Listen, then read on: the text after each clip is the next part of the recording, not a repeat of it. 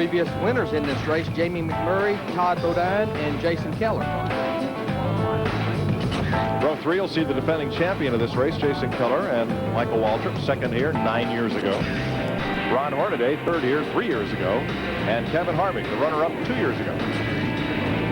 Todd Bodine, a two-time Rockingham winner, and Scott Wimmer, who won 4 races last year in row 5. Mike Bliss, the Truck Series champ, and Shane Meal, who was 8th here last fall as a rookie. Kevin Grubb, 4th here in 1998, and Kerry Earnhardt makes his 4th Rockingham start. Brian Vickers, age 19, youngest driver in the field, and Ashton Lewis Jr. We'll let you look through the rest of the starting lineup. 43 cars include 11 drivers who are making their Rockingham Busch Series debut, and 3 drivers making their first ever start in the NASCAR Busch Series. And we've talked so much this weekend about the new body style, the 2003. Unlike Winston Cup, the Busch Series, they have an option. They can run the old body style from last year. They can run the new body style. And it's about half and half. About half the field is in the new 2003 body style. Yeah, the front row, new cars. The second row, old cars. It's almost like the Fords from last year. And Darrell, you mentioned it earlier, not that much change for them. Jason Keller, Scott Riggs, a lot of those guys opted to come with last year's body style.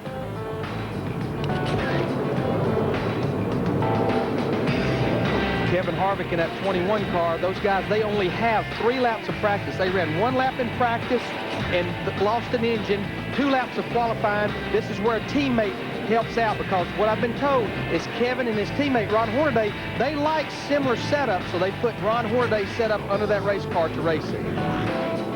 All right, Darrell, I know it's Monday, but I need you to get up on the wheel. We got to do it, man. And get us going. All these people here. Pull those belts tight, though. Here we come, boys. That green flag now. Let's go racing. Boogity, boogity, boogity.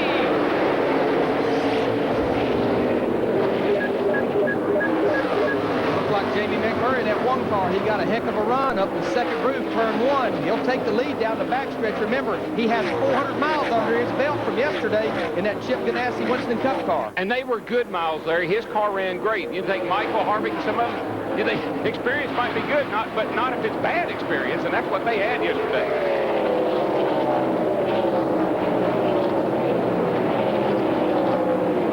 Parker Jr. was smoking the tire a little bit coming up off the corner, but it could be just from low air pressure.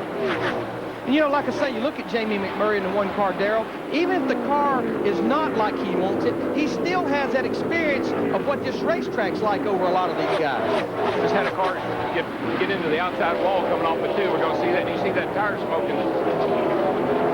I think that's just from low air pressure. I don't believe he got into anybody. They run the air pressure way down in these tires because they're going to gain so much air pressure over a long run, and the more air pressure they gain, the less grip they have. So they're going to keep a close watch on this. They'll have the spotter watching it closely. And the guys yesterday, they were telling me that they actually wore the left side tires more than they did the right side tires. Well, and when you run the bottom, especially those left side tires, they get a good workout.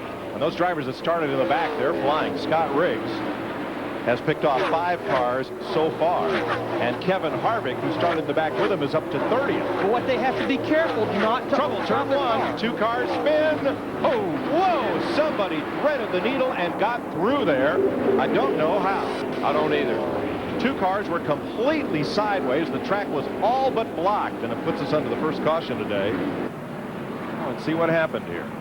Oh, Benton got into him. Yeah. Buford went around. Watch the red 16 come right through there. He did get a little bit of damage on that left front, but it could have been a lot worse. Can't believe he made it. You know who else can't believe it? He can't believe it. Look at this, Darrell. Wow. I'm telling you. That's as close a shave as you'll ever get. Both sides. So the heaviest damage is to Buford's car, and you can see that Gunzelman did not get through there unscathed, but he did get through. We're under the first caution of the day at the Rock.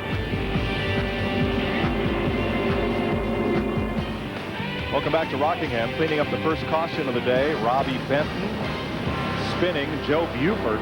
Larry Gunzelman also involved. Pit stops for some repairs. Hank Parker Jr. taking care of that tire rub. David Green there, our pole sitter, who's running second behind Jamie McMurray. Jeff Hammond. Mike, I got a little bit of information here on that 37 car that David Green is driving. Talked to the crew chief, Jason Radcliffe. That is the same chassis that won the race here in the fall with Jamie McMurray driving. It was kind of funny. When they came back, they decided that they're going to do everything exactly the same. They stayed in the same hotel, ate at the same restaurants, and picked the same pit place. So you can imagine these guys are not superstitious, but they're trying to repeat from last year. We're back to green. Yeah, Jeff, in fact, it's the whole crew that Jamie McMurray had on that 27 car last year, including that crew chief Jason Ratcliffe that moved over to this 37, which is a team car. Yeah, drivers will tell you all the time, no, I'm not superstitious, but you go down there and mess with some of the routine that they go through before the race starts. Of course, since they only have the 3 sets of tires to change under caution, after only 5 laps, no one pitted that time except for the cars needing some repairs. And that's so different in Winston Cup. I mean, you stand there yesterday and watch them. They probably used, what, 10, 15 sets of tires yesterday. These guys have got 3 sets today. Every time that yellow flag flew. 10th place battle, 3 abreast. And Scott Wimmer on the inside there, running 11. 26, Kevin Grubb, he ran out of racetrack last time off turn 4, went up and raised the wall. Several cars, Larry, off of 2 over there, just, I mean, they've been brushing it. Coming back off of turn 4, you'll see Kevin Grubb on the outside. You're carrying so much speed and momentum right there. He's got a tad of help. And then Bobby Hamilton Jr. in the 25 was there on the outside as well. You just run out of racetrack there and you're carrying so much speed right there. Hey, Kevin Harvick is flying. He is up to 25th. Remember, he had to start last due to that engine change. Wimmer a look inside of Meal.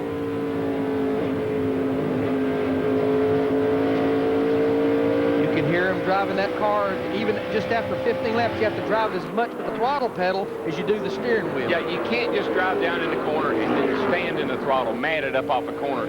You just don't get that kind of traction here. Now here comes Randy LaJoie into the mix, and Ashton Lewis. They're catching up Bobby Hamilton Jr., who is right behind Scott Wimmer. My experience here, Larry, has been that springs and sway bars are important, but the most important thing to get a car hooked up here is shocks, to have the right shock package. Well, this racetrack, it's not smooth at all. Don't have a lot of harsh bumps. It's got a lot of waves to it. Keeping those tires on the ground, that's important. Right. Well, little Hamilton getting a little racy on the outside of Scott Wimmer there. And traffic puts the back single file for the moment. Oh, my goodness. Yeah, it did. Lewis around the outside of the lap car. Yeah, that was the 39 car, and he was in the way. 17 laps complete. Jamie McMurray out front of David Green, Jason Keller, Casey Kane, and Ron Hornaday. Jamie McMurray has led all 25 laps. Here's Ashton Lewis. Let's see what happened to him moments ago. The car's already out of shape and sliding, and then Johnny Sauter in the white number 43 car gets into him, and it don't take a lot to get you out of shape, and he's lucky he saved that car. That's just really rude, though, you know? just like, you're in my way. Ashton is running in 20th. Sauter is up to 14th. Matt? Mike, Bobby Hamilton Jr. has made his way up to 13th, but he's reporting into his team that he's knocked in the left front fender. You can see it as he goes by on the racetrack. Each time he goes by the pit, they've looked at it. They don't think there's a serious fender rub, but he feels like he may have knocked the toe a little bit. They're going to look at that on his first pit stop. Now look who's right with him, Johnny Sauter and Kevin Harvick from last right up there. Oh, boy. Caution is out. That's Shane Meal sliding down to the apron as the caution waves for the second time, lap 28. And looks like he's going to try to stay on the lead lap if he don't get going, because here comes the leader right now, Jamie McMurray. Yeah, McMurray's slowing down, letting some of these other cats that you just lap get their lap back. Here they come. Brad Teague gets one back, so does Regan Smith. 8 wide. Joe Aramendia from Texas. 8 wide at the start-finish line. Shane Milner, 48, he did stay on the lead lap. If you get caught up, we'll come in, we'll get 4 tires. We'll get 4 tires and go back out, and then we'll come in and check the toe. Who let the dogs? Jerry Kennan, his crew chief. And what he means, again, we talk about toe out. It's the difference between the front of the front tires and the rear of the front tires, and we run it about an 1/8 wider in the front. That just gives the car stability, turn it in the corner, and a lot of times you bang those front wheels, you'll bend the tie rod, knock the toe in way in or way out. I think Shane got a poke from somebody. Well, let's ride with Stacy Compton and see.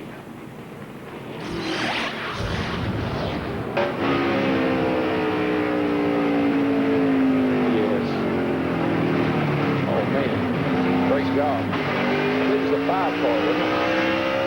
Sure. Scott Riggs had to be quick like a bunny to get away, and it was the 5 of Brian Vickers. Yeah. It was a little bit of cat and mouse game on pit road right here. Wasn't sure if the leaders were coming or not. A couple of guys made a commitment. Everybody comes. Everybody on the lead laps on pit road for 4 tires adjustments. Jeff? Yeah, right now the leader, Jimmy Murray's in. They're going to make a pressure adjustment in all 4 tires to get a little bit of more grip with the car. He says the car's not quite got the grip. A little track bar adjustment up 1 round on the right side there with the track bar. Like I say, 4 tires. Johnny Allen and the crew doing an excellent job now. See if they can maintain the speed right behind them. We see David Green just also come out the pits right behind him. Matt? Well, Kevin Harvick had made his way up into the top 15. His car just a tick on the tight side. Butch Hill, the crew chief, called for an air pressure adjustment. Meanwhile, Bobby Hamilton Jr. also in. They're going to spring up the car and check the toe, as well as the 4 tires they're playing on this stop. Scott Wimmer, the 23, his car was tight all the way through the corner. A wedge and air pressure adjustment for Wimmer. Jamie McMurray's group, they beat Wyndham battle off pit roads. They'll keep the lead here.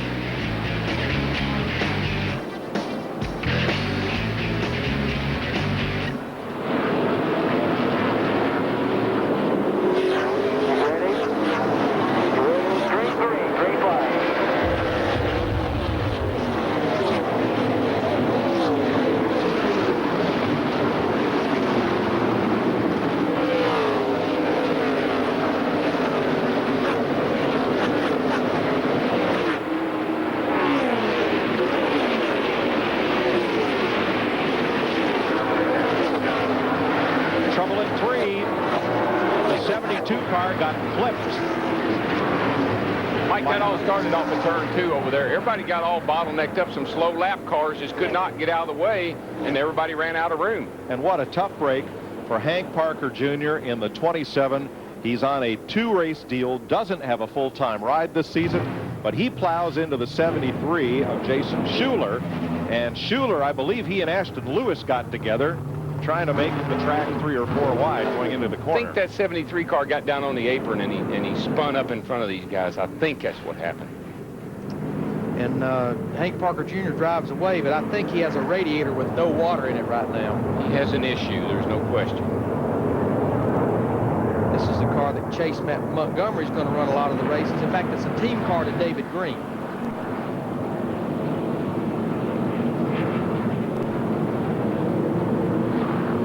The lap cars, they're down on the inside and they're trying to get out of the way, but when they come off 2 over there, they go 3 wide and they even try to go 4 wide, and it just causes a big bottleneck. See, the white car backs up the hill there right in front of Hank Parker. Let's see from another angle, Darrell. I think somebody got him first. There's the squeeze right there. Yeah, he gets shoved up the hill. Yeah. He hits the car going by on the outside. 46, Ashton Lewis Jr. Yeah. Joe Aramendi, I think, was the first car got a piece of it. You know what happened to Hank? The 59 car there, he didn't see that. I don't think he may have seen that car because Hank just, the 59 car turned down. Stacy did right at the last second. Watch this. He can't see. He can't see. When Stacy turned down, it was like, uh-oh, there's a car. Too late. Let's watch it from Stacy Compton. Brian Vickers just ahead. He gets turned, but when he turned, the 73 car's against the wall. Here come Hank. Had no idea he was there, I don't think. Where Stacy Compton were riding right there, he was lucky not to be involved in it. There you see pit road is closed. The flagman there waving a red flag with a yellow cross. He has to wave a green flag before pit road is open because the apron's blocked down in turn 4. So Hank Parker Jr. out of the race, as will be the 73 of Jason Schuler.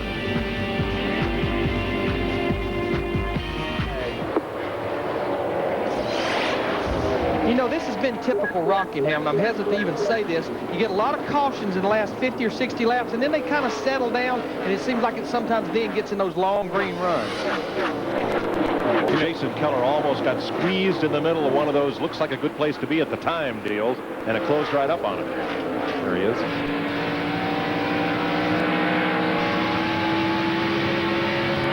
Keller looking back at Harvick, 6th and 7th place. Good job.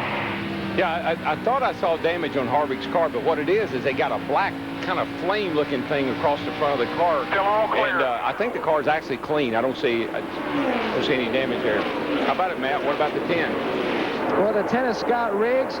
He's had a pretty tough day, DW. We talked back to Daytona about Dale Jr. having some voltage problems. The same is going on for Scott Riggs today. The volts are now down to 11. Doug Randolph, his crew chief, has told him, cut everything off that you do not absolutely need. And they do have a battery in the pit ready, just in case they're going to have to change it. Needs a new Volkswagen. Yeah, it's this team had this same problem. Boy, Kerry Earnhardt about squeezed it in the outside wall of the 12 car. They had the same problem or similar problem, I think, at Las Vegas last year. Had a good race car. A lot of these guys are using kind of a new battery that's a drive battery. It doesn't have, doesn't have water in it. And it takes the alternator, I think, a pretty strong alternator to keep that thing working properly. And then they're hesitant to run too much of a big alternator because the bigger the alternator, amperage-wise, the more power it takes away. Ooh, Carl Long just hit the wall. Man, he did. He climbed up on that wall back there. Going to go 3 wide again off turn 4. Here they come. Hank Parker and Jason Schuler both okay after that crash. Released for the infield care center. What? Look at this. In turn 2. I didn't think you could do that. You better be less than 4 wide when you get to the exit of turn 2, though, and they were.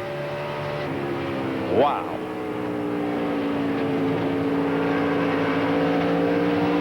Of course, this is Stacy Compton. You heard Jeff Hammond talk about those 4 fresh tires. I tell you, that'd be a great break for him. 4 fresh tires that don't go against the sets that he has to use under caution. Boy, Carl Long is just climbing the hill down in 1 and 2 and making it 2 and 3 wide every time through there. And so I can go up on the wall back there. I thought it might have hurt the car, but I think it actually helped it. I think it might have. And folks, in case you're wondering, NASCAR watches cars going through an incident area to make sure somebody doesn't get through the crash and then lock up the brakes and come down pit road and say, oh, a flat spot on my tire. Oh, now, Mike. Especially at a place like this where tires are so important. Not that anybody would try that. I can't believe it. You would think such a thing of these competitors. Well, let me put it this way. I wouldn't put it past them. Because we know it has happened. You're right. We were talking about that 4 wide while ago. Look at this. Oh, 3 wide. Scott Riggs inside. In the middle, Chad Blunt. Well, the front straightaway here opens up so much that you can get 3 and 4 wide here at the start-finish line, but when you get down to turn 1, it's like a funnel, and something's got to give. David Green and Michael Waltrip battle for 3rd place. Well, the thing about it, I mean, it's the track's wide enough for 4 wide, but there we see it so much, you're sliding around. I mean, it's a lot of trust in each other when you do that. Let's show you this again, because I still can't believe it. Nowhere to run, no place to hide. Tell you what, this is looking out of Michael Waltrip's car. He's been working that high side in the 99, and now he's pulled right up to Todd Bodine. And actually, Michael is a little quicker than the leader. Yeah, he's been worked that high side there early on. They've adjusted the car now, and the car looks pretty racy. He told me he's going to win this race. Of course, he tells me a lot of things. Sometimes he tells me right. It's down here in 3 and 4 where he is doing that rim ride, and Todd Bodine's all the way against the white line in the 92 car. But right there could get you in trouble. No crossover move may have worked right there. Yeah, he got that run off of the corner there and came down the hill and cut right under Todd. I think Todd probably knew that Michael was a little quicker. And the good thing about this racetrack with the different grooves, Michael kind of overdrove turn 1, but the car up there in the 2nd groove, it stuck, and he was able to get a bite. Well, he and Bobby Kennedy, I mean, they've got a great relationship, just like he and Slugger do in the Winston Cup. And I tell you, Michael's Busch program has been pretty impressive last year. They do have a good combination. Run a limited schedule. You have those Dale Earnhardt Incorporated engines there. They got the package working. He's going to fix me up a little TIDE truck to run Martinsville with. Him and same as the leader. Him and his posse. And that's what he wants to hear right there. You know, you heard his spotter tell him the same lap times as the leader. Even though he's about 2.5 seconds back, he knows the leader's going to be catching some lap traffic. That's when you try to take advantage of being as quick as the leader. David Green passing Todd Bodine. Todd's got a little loose, getting a little loose off the corner. I'm really impressed with David Green. You know, he just seems like he's sitting there running a pretty steady race, and he's proving that, hey, I sat on the pole. I wasn't no one-lap wonder. This is a good race car. He runs in 3rd place behind Jamie McMurray, who's led every one of the 76 laps so far. and Michael Waltrip.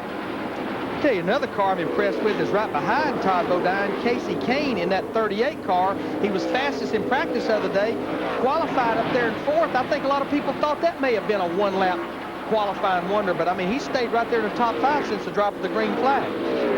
Kane in 5th place after eclipse 4. And again, David Green right there coming toward us. You know, he's a good race car driver. He got in that 5 car last year at the end of the year for Ricky Hendrick, and he was really impressive in that car. Look at Harvick move underneath Jason Keller, Darrell. I mean, he's on a mission. These guys that didn't run well yesterday, I think they're trying to make up for it today. He and Michael. And Todd. And Todd, too. Yeah. And they're doing it. It's what you're saying. The Bushwhackers, they have invaded the top 6 or 7 right now. They like this series. McMurray the leader, Waltrip second, David Green, Todd Bodine, Casey Kane, and Kevin Harvick.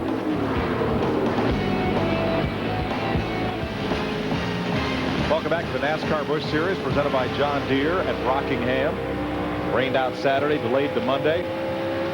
Jamie McMurray has driven off into a different zip code. He's 3 seconds up on Michael Waltrip, who has 7 seconds on David Green and the rest of this field. We're starting to see some of the first cars to come to pit road for 4 tires. Tim Sauter in the 56 car, he's the first one to hit pit road. That one car looks a lot like his car did yesterday, and of course that had a similar setup in it. Donnie Wingo and he had that car yesterday really good, and he and Johnny Allen got this one the same way today. I mean, that thing is, I'd love to be driving that bad boy. And with a 3 1/4 second lead, he can let some of those other guys make their commitment to pit road first. He don't have to be the first one to go to pit road. The car just looks so good. I mean, it's like he's not forcing it. He just catches them, floats in under them going in, and then gasses it up in the middle of the corner, drives right by them. I tell you, one of the fastest cars right now is looking out of this car right here, Michael Waltrip, the 99 car, in second. At most laps, he's a couple of tenths quicker than our leader right now, Jamie McMurray. There you see on the speed graphic right there, about a mile an hour quicker. What Michael did was he'd been running up around the top, scraping the wall. All of a sudden, he said, that McMurray car looks pretty good around the bottom. Now, here he goes back to the top, but watch him down in 1 and 2, kind of using the 2 different grooves. Seems to be working for him. And that's pretty common here, I think. You'll tend to run the bottom groove in 1 and 2. The transition turning off in the corner, not as sharp as turning into turn 3. Yeah, see, now he tries to hook the bottom there. He carried it in a little too hard. Plus, there's more banking in turn 3 and 4, 3 degrees more than there is in 1 and 2. 2 different racetracks here. They're just joined together by 2 straightaways. And just to put in perspective how much tires give up, looking at Jamie McMurray, our leader in the 1 car, he qualified at a 23.72. His last lap was 26.60, 3 seconds off from where he qualified, and his fastest lap of the race was on lap 2 at a 24.12, 2.5 seconds slower than his fastest lap of the race. 21 cars still on the lead lap during this long green flag run, and only 7 cars in the garage area. Benton, Parker, Schuler, Shepard, Buford, Potter, and Weber in the garage. Hermie Sadler in the 13 car. Actually, that's Carl Long in the 13 car. He comes to pit road for his 4 tires on the green. And here comes Kevin Harvick. He's one of the first leaders to commit to pit road. Trust me, the rest of them won't be far behind. And when you're driving these cars and the tires finally give out and they wear out, it's like you flip the switch. One corner, the car felt pretty good. The next corner, you say, oh, gee, I think something's wrong with my car. It goes away that quick. Matt's waiting on Kevin Harvick. And earlier in the race, Kevin Harvick said the car was extremely tight. Look for him on this stop to make a wedge adjustment. You can see the catch cam man just passes the wedge wrench to the gas man. Cranks out on the left side. Good stop so far as they come around the left side of the race car. Not one of Kevin Harvick's best racetracks, but having a great run today. 15.7 seconds. Good stop. Scott Riggs is in. Now, what Kevin Harvick don't want to see over the next 10 or 15 laps, he don't want to see a caution. He wants to make sure all the leaders come to pit road. The leader just went by him. And, and there's what he didn't want to see right there. Spinning down the back straightaway. And caution is out. And here comes the 1 car. The leader of the race. Harvick is not going to be able to get there. He cannot get his lap back. It was so close. And I want to tell you, Jamie McMurray almost slowed up and let him have that lap back. That'll come back to bite him, I think. Hermie Sadler's spin at turn 3 puts us under the 5th caution flag of the day. Bad break for a lot of guys. For Kevin Harvick, good break for a lot of other folks, though.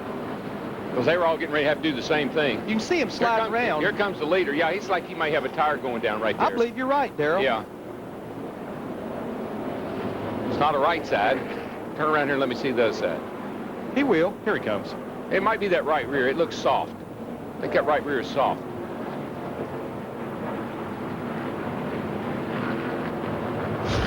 Well, 109 laps, Larry. What do you do? Oh, there's no question. 4 tires. The only person that won't come to pit road is Kevin Harvick. This is perfect timing. As far as the leader and Michael and David Green and those guys are concerned, it couldn't have fallen at a better time. Because you can go the distance here should yeah. have that green flag run again. Now, the problem, well, it won't be a problem. Kevin Harvick will be up at the front of the inside line. Now, he won't come back to pit road, so he'll have a chance to get a lap back. Jeff?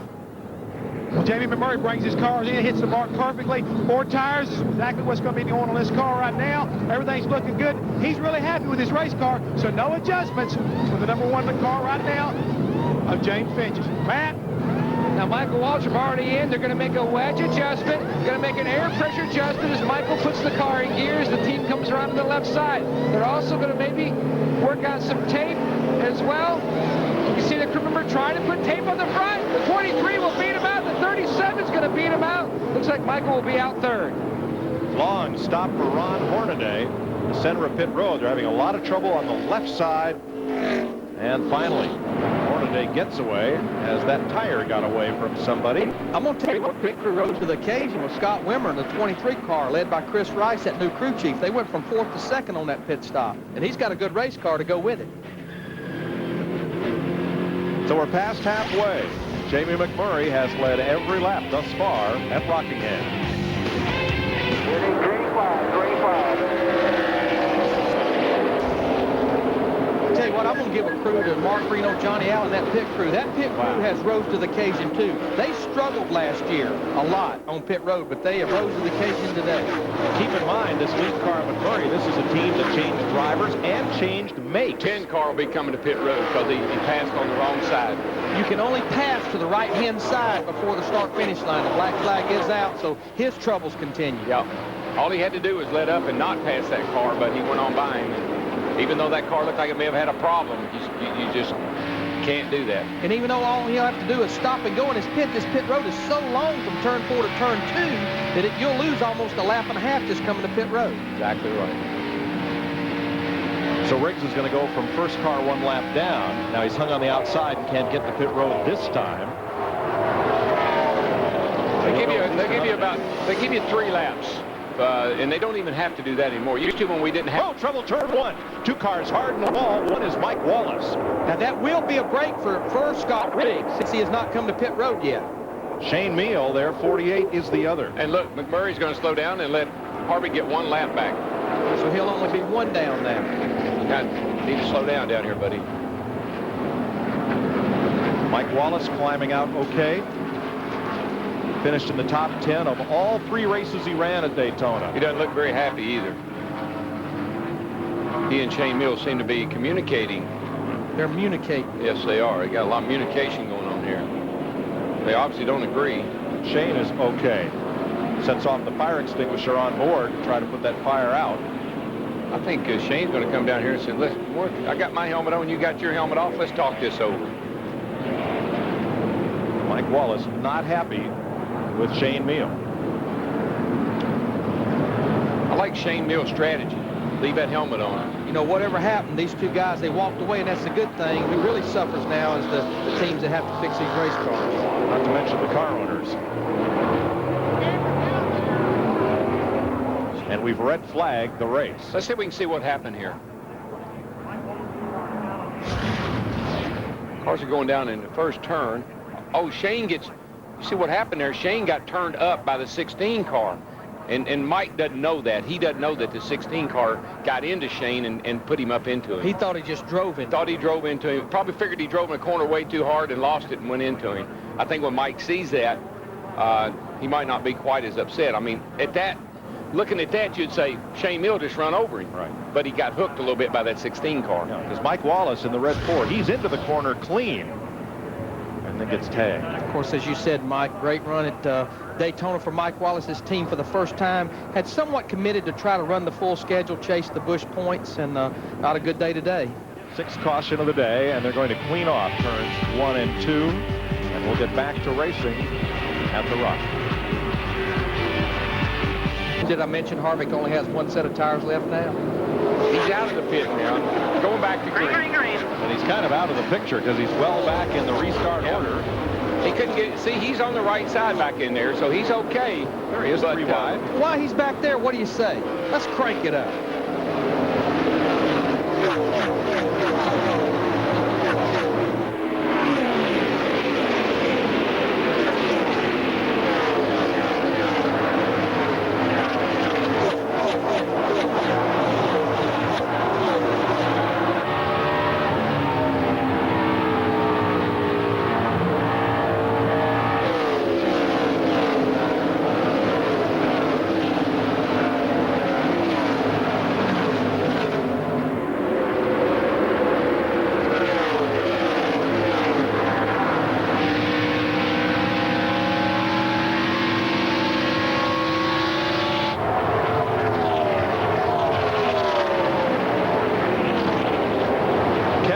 Is on a fly.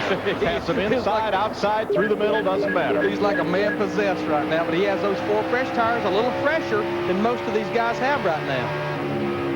2nd place, David Green underneath Scott Wimmer off turn 4. Gonna get the spot, or is he? Boy, Harvick. I know we're looking at this right now, but I'm watching Harvick. But he gets, you know, he's so fast, but he gets himself in a box, and there isn't a whole lot you can do. Green up to 2nd place. Still chasing Jamie McMurray. Really impressed with David Green's run today. That's a great job. Setting on pole, been in the top 2 or 3 the whole race. Look at this. Split the middle. Excuse me, pardon me. Can I go here? Can I go there? And all these spotters have got to be telling their drivers, let him go. He's still a lap down, right? I mean, you hope. Well, there's some cars in there he's racing it or a lap down or right at it. It's not easy to get by some, you know, you don't just blow by people. There's Randy LaJoy and the 5 car up there. There's some good race cars right there. He's going to have to make some daring moves to get by him. He is racing Ron Young in the 71. That's for 20th place. And he's having to drive that car so hard, you just wonder, hey, don't use it up too soon. Yeah, he'll wear the tires right off of it the way he's throwing it around. I know the most important thing is getting up there to try to get this lap back, but you got to have something to get it back with.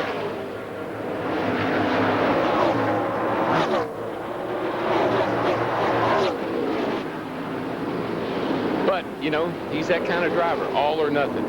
I'm going to get it up there, and if the tires wear out or something happens, we'll race them we'll be back next week.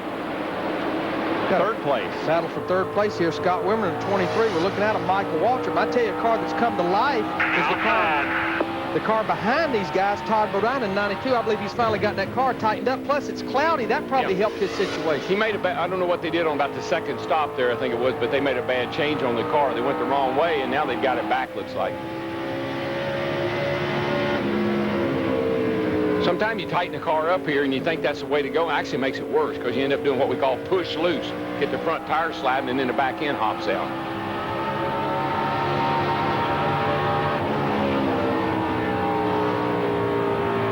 Kevin Harvick made it up to Randy LaJoy, the 7 car. He can't do anything with that group right there. Randy LaJoy in the 7 and Brian Vickers in the 5 car. Oh, LaJoy's pretty fast. But that pins Harvick about 8 seconds behind the leader, and with a lot of cars to pass to get his lap back. Because he's hung behind these cars, he's losing about 2/10 of a second per lap. And you know, Brian Vickers is only his 2nd race in this 5 car. He's doing a pretty good job today. He's in the top 10, not running bad. Had some misfortune at Daytona, but we know that car is very, very capable. And you know, he did a good job the races he ran last year, and you had to believe it just upped his confidence level when Rick Hendrick calls and says, hey, will you drive my Busch car? I would never argue with Rick Hendrick when he picks talent. I know I've told y'all before, he called me in 92 right after he hired Jeff Gordon, and Jeff had wrecked about 9 races in a row, and he said, what do you think about my rookie? And I said, he'll never make it. Needless to say, he didn't call me and ask me about Jimmy Johnson. No. Speaking of talent, how about this guy right here? He's already pulled out to almost a 2-second lead over second place David Green in just about 11 laps. But Larry, now, I love it. He's a neat kid. I really like it. I didn't even know anything about him. You know, he was in the Busch series. And all of a sudden, Canassi says he's going to drive the car next year for us, one of our cars next year for us. I said, what? What's up with that? And now look. I mean, that weekend that they announced that, he ran second at Richmond, and from there on, he's been on a tear. Yeah, he started out in go-karts, Darrell. He won 6 national titles between 1986 and 92, and was one of 10 Americans selected to race in an international event in the former Soviet Union in 1989. So from go-karts to the Busch and Winston Cup Series. You know, guys, I'm pretty curious what these guys in his pits is thinking. I think Jeff Hammond's with crew chief Johnny Allen. You got that right, Larry Mack. I've caught up with Johnny Allen. Johnny, you guys have been putting on a pretty awesome display today. How about your driver, and how's your car? The yellow dog is running great today. I mean, Jamie's doing an excellent job. I mean, the guys have had great pit stops all day. We're just looking to make it lap 197. Have you got him kind of like on a pace? Are you trying to keep him at a certain rhythm or a lap, as far as laps concerned? He's just, he's running, you know, an easy pace, just taking care of the tires the best he can. I mean, we've been really good in the long runs. I mean, he's done a great job, and you can't say nothing about this whole yellow team. Can you go the distance?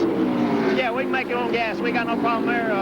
We'll just go from here. If it stays green, we got a good race car and a good shot. It's going to be awful tough for somebody to knock these guys off the front row, it looks like right now. Of course, this race team's going to run the whole schedule. Jamie McMurray won't be in at every race, just the companion events. They're going to kind of have like a smorgasbord of drivers, I think, at the other events.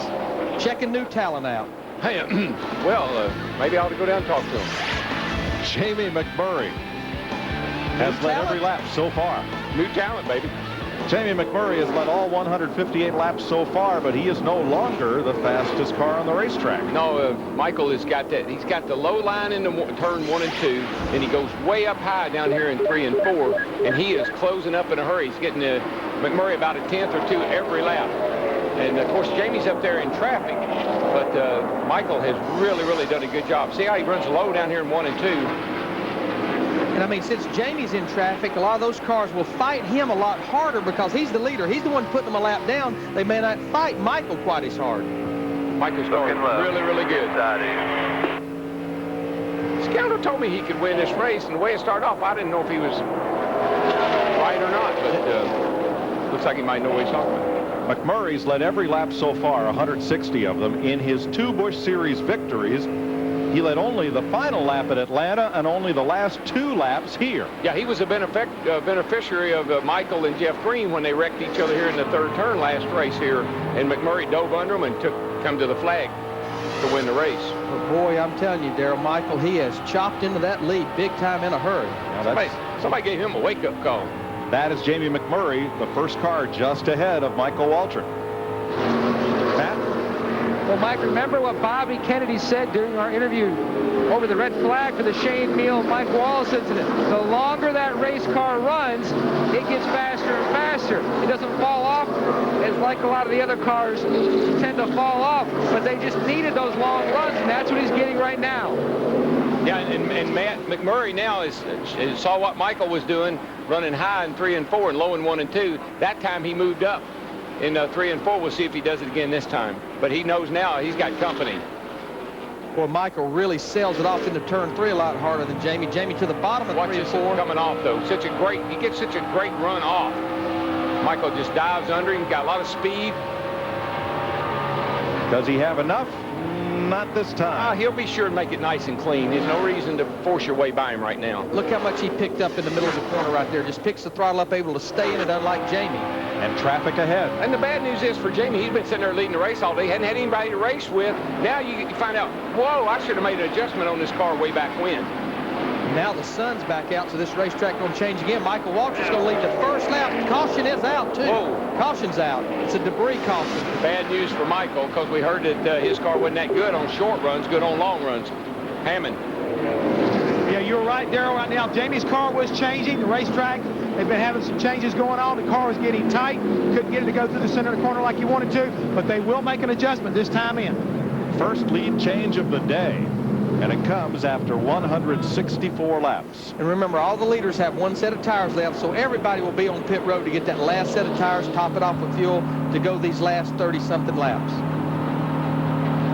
Well, now there's a lot of pressure on your pit crew, because I'm pretty sure if Jamie gets out in front and they adjust on that car a little bit, he could check out on Michael again, because it takes Michael too long to get going. This is where you pump that crew up. Look, just nice, solid, no mistakes. They made great stops all day long. Both of them have.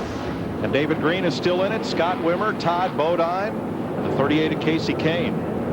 Jason Keller, Randy LaJoy, Mike Bliss, all these lead lap cars. All right, we're going to have a little shootout here, boys. Jeff? That's right. Jamie McMurray brings it in. They're going to make a pound of adjustment in the right rear. Going to come up 1 pound, and they say they're going to kick butt the next 30 laps after this. Jamie's still pumped. 4 tires going on the number 1 car, Matt. Easy in and hopefully an easy out for Michael Waltrip. They're going to make an air pressure adjustment on all the tires. They're basically going to set him up for a short run to the finish. Matt, A little there's a bit of mistake. trouble on the left rear. That's what's going to cost him. Here's the one's going to beat him up. The 37 and 92 as well. It took Michael 40 laps to get to the 1 car on the last run. They don't have that much time, D.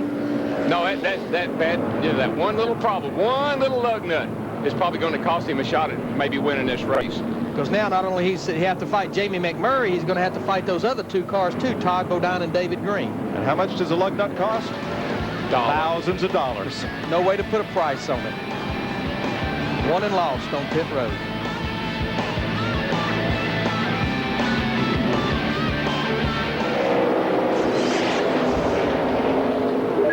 Jamie McMurray really doing a good job on these restarts and stretching it out a couple of car lengths by turn 2 over Todd Bodine. Yeah, the last thing he wanted to do was go off into turn 1 with the 10 car under him, so he timed the start just right. And with those hot tires, very easy to spin the tires on a restart.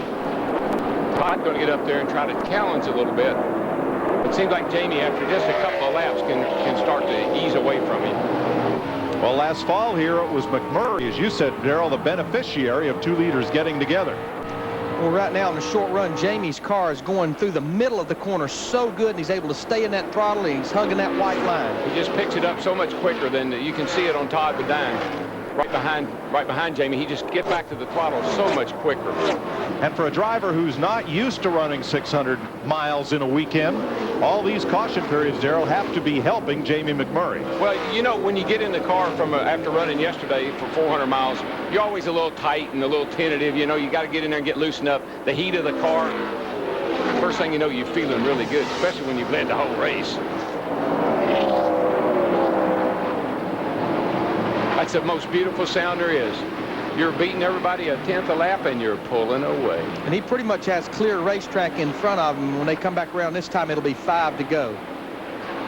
And you're pulling away. Bobby Hamilton Jr. dropping back. He slipped to 13th. Report of smoke from his team, Marines Ford. He's still on the lead lap, however, one of 15 cars on the lead lap. He didn't sound overly confident about today when they interviewed him earlier. Kind of said, you know, we're 7th, 8th in the points. We can give a little here if we have to and make it up at Vegas. I think a lot of guys are apprehensive because of the lack of practice. Got a good battle back here for second. Todd Bodine and David Green are really going at it. Right there. Todd's car looks like it gives up. It's either, I guess it must get real loose after a few laps. It's happened to him all day long. And David Green's had a great day. That's one of the few cars here without a mark on it. I'll tell you, set on pole.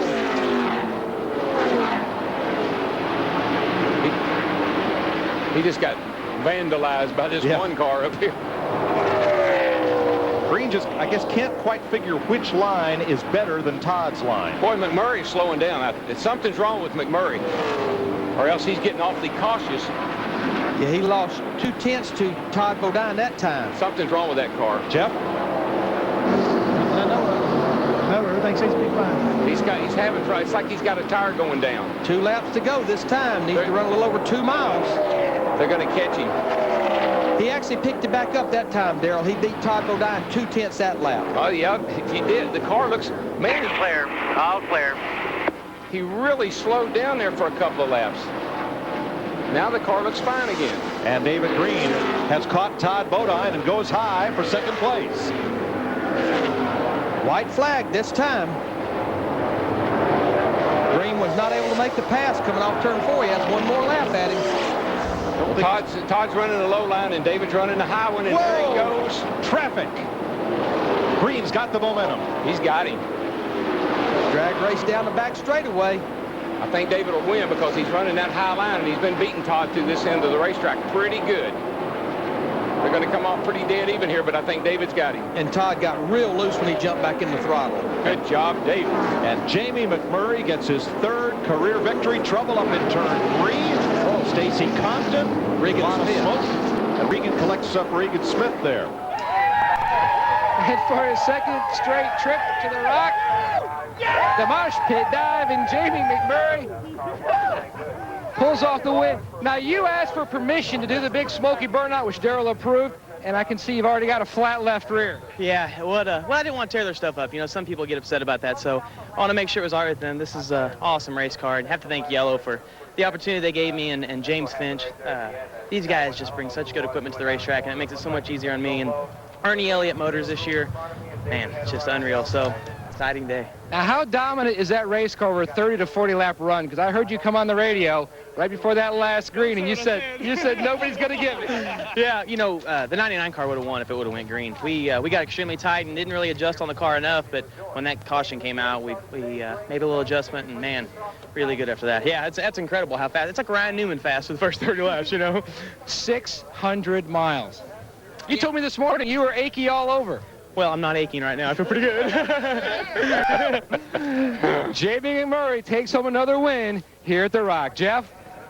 Well, I'm caught up here with 2nd place right now, David Green. David, solid run, but how about tell us about the last couple laps right there? You and Todd going at it pretty hard. Well, my car was really good at the end of the race. You know, the guys worked on it. Jason never gave up, and we got it the best we could right there at the end. And I was kind of sizing Todd up a little bit right there. I didn't want to show him what I wanted to do till it was too late right there. So worked out perfect, but can't say enough for the whole Bruco team, Timberwolf. These guys got this car done about a week and a half ago. We come here and sat on the pole, and all in all, it was a good day. We missed it just a little bit at the start, but the track was so green. But what a great start to 2003. I'm really excited.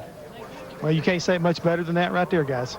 Here's the order of finish. McMurray in a Dodge, then Green's Pontiac, 2 Chevrolets, Bodine and LaJoy, Jason Keller's Ford. Good run for Mike Bliss. Yeah, and I tell you, give a call to Brian Vickers and Johnny Sauter. This deal just came together just a few weeks ago, and that's 2 top 10 finishes for him in the first 2 races. And Kevin Grubb, a good top 10 finish there in 7th. Yeah, we had some real championship contenders get good finishes today. That's going to help them. Of course, Michael Waltrip right up there in the top 5, bidding for the lead. Flat tire, 2 laps down at the end. See the rest of the cars back through here, 3, 4, 5, 6 laps down. And a lot of cars ended up in the garage. Shane Mill, Mike Wallace. So let's have a look at the Busch Series point standings after 2 events as we head for Las Vegas. McMurray the leader, Todd Bodine. Right there in 2nd, Kevin Harvick, who will run a partial schedule. David Green and Randy LaJoy, both looking to repeat as champions.